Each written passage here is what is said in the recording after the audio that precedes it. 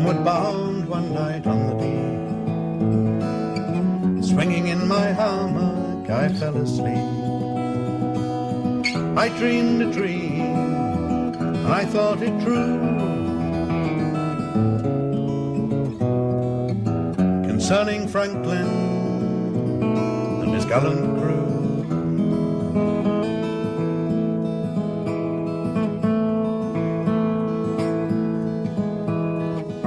With 100 seamen he sailed away to the frozen ocean in the month of May, to seek a passage around the pole, where we poor seamen you sometimes go.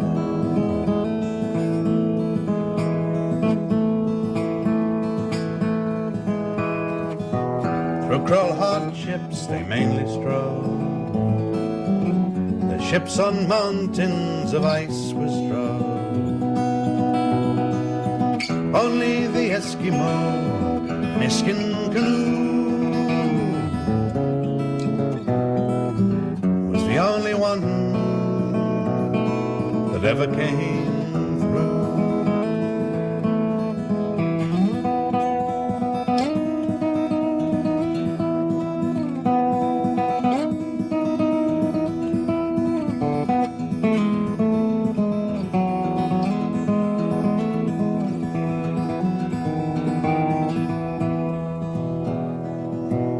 Baffin Bay, where the whale fishes blow, the fate of Franklin no man may know. The fate of Franklin no tongue can tell. Lord Franklin alone with his seamen do dwell.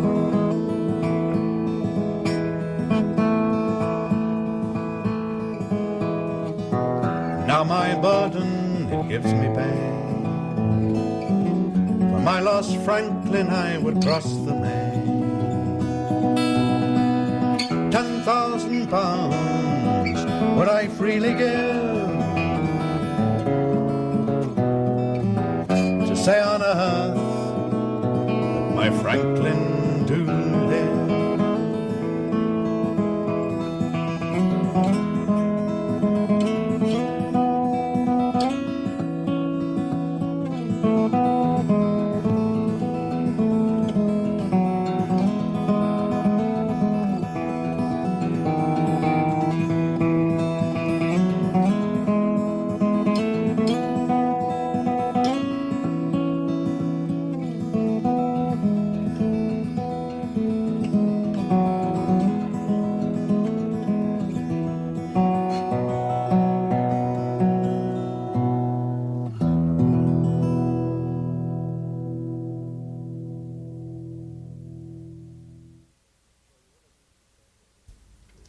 Well, you will have noticed there that the accompaniment for Lord Franklin has got elements of traditional American playing in it. It sounds a little bit like fingerpicking, but not quite.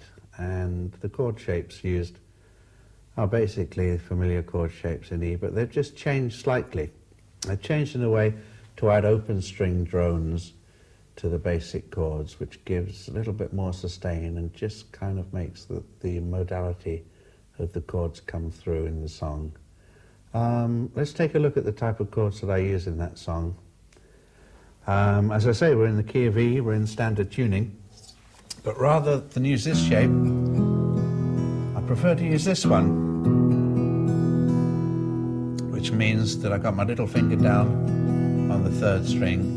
So there's no third in this chord. All we've got is roots and fifths, which gives a nice drone sound. And when I'm moving my E chord around or need to be harmonizing my voice in E, I find that I can get away often with very simple moves. Rather than make full chords, block chords, I can suggest the harmony and keep the open strings ringing, which I think adds to the accompaniment. In A, we've got an A chord without a third, which also has a nice open sound, rather modal sounding.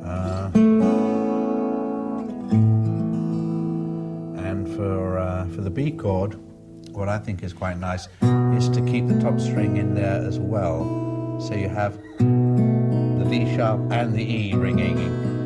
You don't actually sound it together. There's another position up here where you can get the same effect. But when you introduce a right hand pattern to it, you can get some nice effects in the accompaniment. There isn't so much a strict right hand pattern, but let's just have a look at the right hand now. The right hand mainly plays with the thumb playing a support line to the melody, and the two top strings are played with the first two fingers, and the thumb covers the bass strings here. So if I'm playing either one of the link passages or a line under the voice itself, I'd play something like this.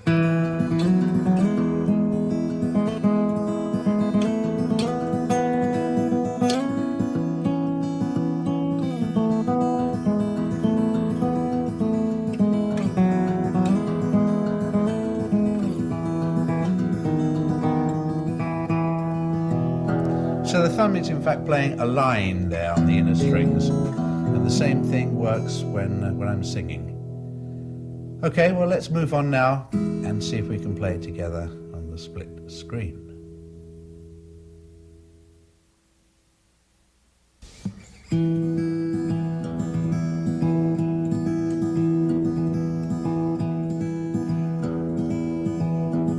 Let's try a pattern going up on the fourth string.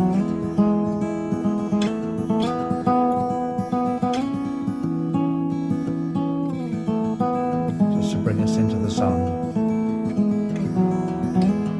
Try sliding nearly always with the first finger of the left hand.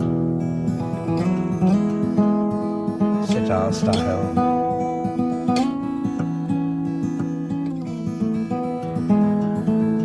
Thumb swinging across, fourth string and six. Let's try the song. Homeward bound one night on the D to the A, swinging in my hammock I fell asleep. I dreamed a dream, thought it true,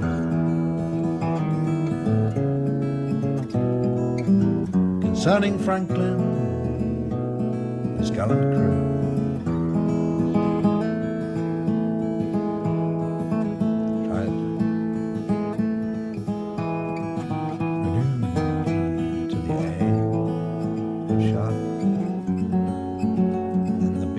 Top string open, stay there, top E, running down, the A, little run down, F sharp minor, keep the top string ringing,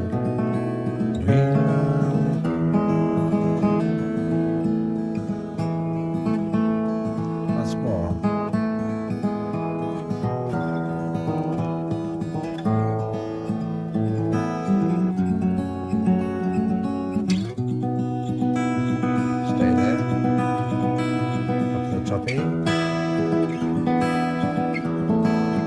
Keep the top strings open.